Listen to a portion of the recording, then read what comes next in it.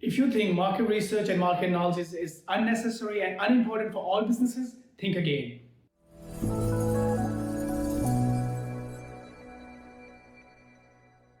What's up YouTube, this is Ahsan from Do It in 10 and you're watching the part 3 of our Business Plan for Startup series. In this video, I'll be talking about market research and how to do market analysis for a business plan more effectively.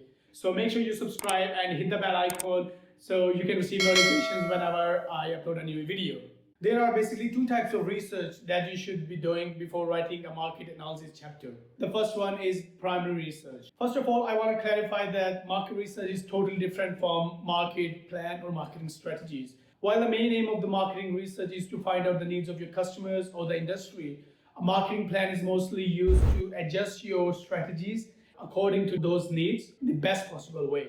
And I'll be making a separate video to cover those strategies in full detail. As for now, let's talk about primary research. It is a type of research in which you collect all the data yourself directly from the consumers. A lot of entrepreneurs and startup founders fall in love with their idea so much that they fail to realize that there is no demand for it, or they might be targeting the wrong industry. Some entrepreneurs don't even do any market research because they think it is highly complex or they have to hire a consultancy firm for it. But not all small-scale businesses or startup ventures can afford this kind of service.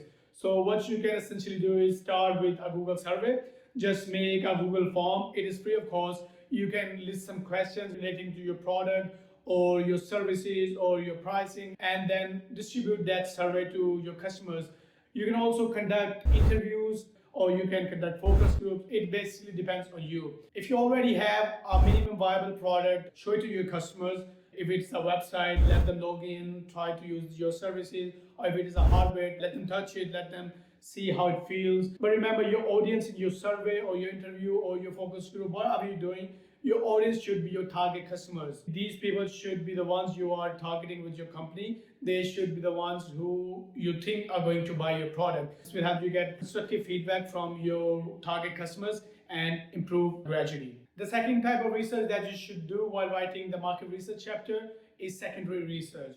It is a type of research in which you collect data that is already out there. Someone collected it primarily from customers or from the market. While collecting some secondary data, you should follow 3 steps. The first step is doing some demographical study. You learn about your target customers, like what are their buying habits, what are the income levels, where do they live, like their geography, population, literacy rate, spending habits, their culture, their religion, etc., etc. Let's say you're trying to do some market research for your high-end fast food restaurant in Lahore city in Pakistan. So what you have to do is find out the population of all of Pakistan, which is around 212 million, and then find out how many people live in Lahore city, which is around 11 or 11.5 million. The second step you should follow while doing secondary research is industry-specific market study. For this step, the very first thing you have to do is decide what industry or the market you are going to target. Are you targeting food industry, fast food industry, or the clothing market of your country? Whether you're running a grocery store on a high street corner or an online clothing store, researching your market is crucial and should never be ignored by any company. Once you've decided on your targeted market or the industry, you have to do as much research about it as possible. Learn about what is the market size, how many consumers are there, what is the market growth rate, if the market is stable or unstable. For a restaurant example above, we have to learn about the fast food industry in Pakistan. After some research, I found out that a fast food industry in Pakistan has around 169 million consumers and the annual growth rate of the industry is around 20%. Another important thing is to study about your competition. It is really important that you learn about strengths and weaknesses of your direct or indirect competitors so you can compete with your rivals after opening your business. Because competitive analysis is a highly important topic, I'll be making a separate video to cover this in as much detail as possible. So make sure you subscribe and stay in touch with my channel. The third step in our secondary research for our market analysis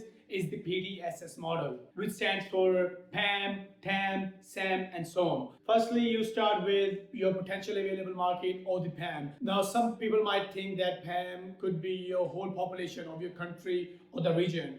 But it's not always like that because not everyone in your country or the region is going to buy out your product. For our restaurant example above, the whole population of Pakistan is around 212 million. But as we are selling fast food and not everyone eats fast food, so our PAM or potential available market will be the number of consumers who consume fast food. which is around 169 million people. Secondly, our total available market or TAM will all be the fast food consumers in Lahore city, because we plan to open only one branch at the start and not everyone in the whole country will be going to eat from our restaurant. So our total available market or TAM in this case will be around 9 million people.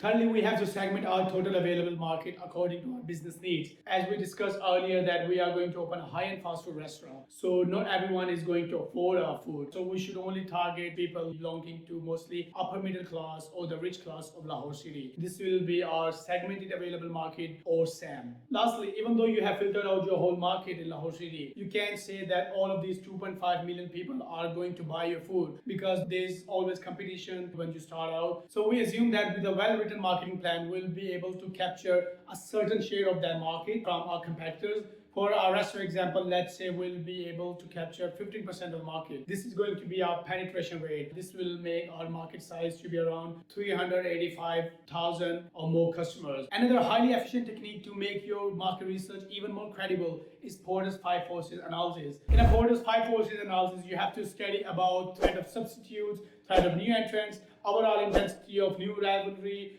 and buying power of suppliers and buying power of buyers in your industry. But all of this will be covered in the next part of this business plan series, in which I'll be talking about competition and how to write a competitive analysis, as well as how to position yourself effectively in a market to make huge profits. So make sure you subscribe and hit the bell icon so you can receive notifications whenever I upload a new video.